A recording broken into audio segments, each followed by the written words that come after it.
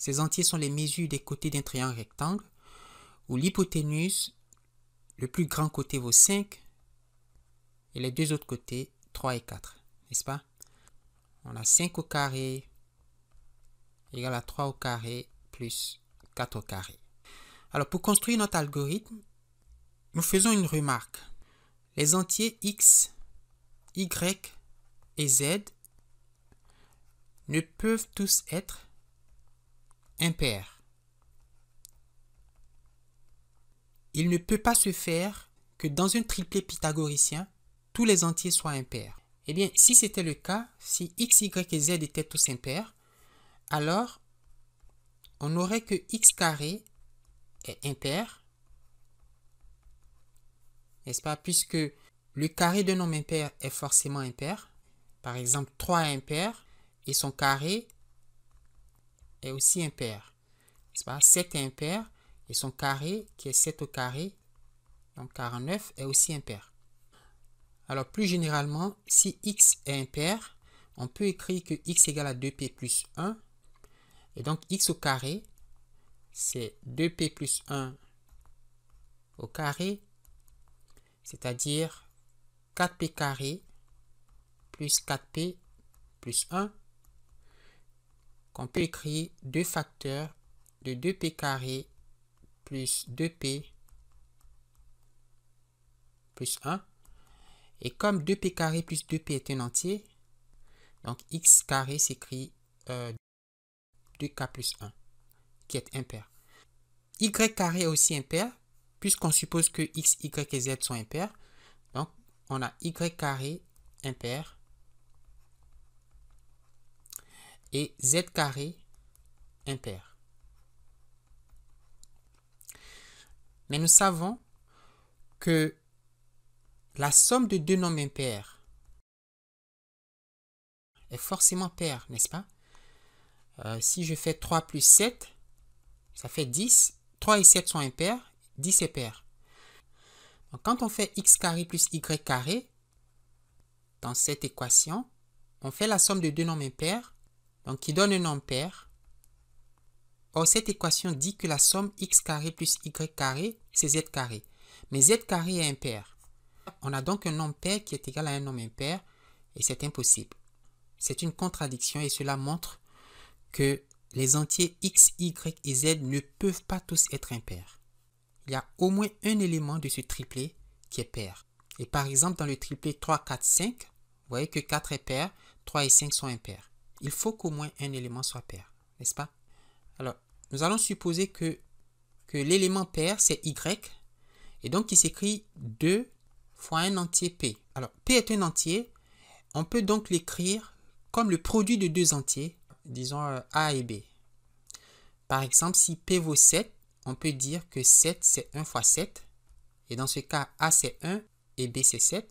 Si p vaut 9, 3 fois 3, ou 1 fois 9, ou 9 fois 1. Bref, on peut toujours décomposer p comme le produit de deux entiers.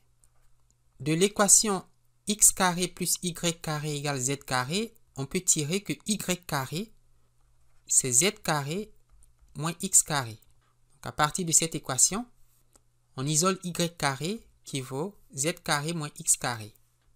Donc y carré, c'est z moins x, facteur de z plus x. On a factorisé le terme de droite. Alors, y c'est 2ab, 2ab fois 2ab égale z moins x facteur de z plus x. Et qu'on peut aussi écrire 2a au carré fois 2b au carré égale à z moins x facteur de z plus x. Alors, le terme de gauche est un produit d'entiers, le terme de droite est aussi un produit d'entiers. Nous allons identifier l'un des termes de droite à un terme de gauche et puis l'autre terme au terme restant à gauche, n'est-ce pas? Par exemple, posons que z moins x égale 2b carré. Donc, z moins x égale 2b carré et z plus x égale 2a carré. D'accord? Et on peut résoudre ce système d'équations. Si on fait la somme membre à membre, on trouve que 2z, c'est 2b carré plus 2a carré. Donc z, c'est a carré plus b carré. N'est-ce pas? Et si j'appelle cette équation 1 et celle-là 2, on peut ensuite remplacer z dans l'équation 1 ou dans l'équation 2 pour isoler x. Et on trouve que x égale a carré moins b carré. Et y, c'est bien sûr 2ab, n'est-ce pas? Et voilà, nous avons dégagé une formule générale pour construire des triplés pythagoriciens. Si a et b sont des entiers, a au carré moins b au carré est un entier, donc x est un entier. Et a au carré plus b au carré est aussi un entier, donc z est un entier. Donc nous avons trois entiers qui satisfont l'équation diophantine x carré plus y carré égale z carré. Par exemple, si on prend a égale 2 et b égale 1, on a le triplet pythagoricien 2 au carré moins 1 au carré. Et puis y c'est 2ab, donc 2 fois 2 fois 1. Et z c'est 2 au carré plus 1 au carré. Ce qui donne 4 moins 1, ça fait 3, 4 et 5.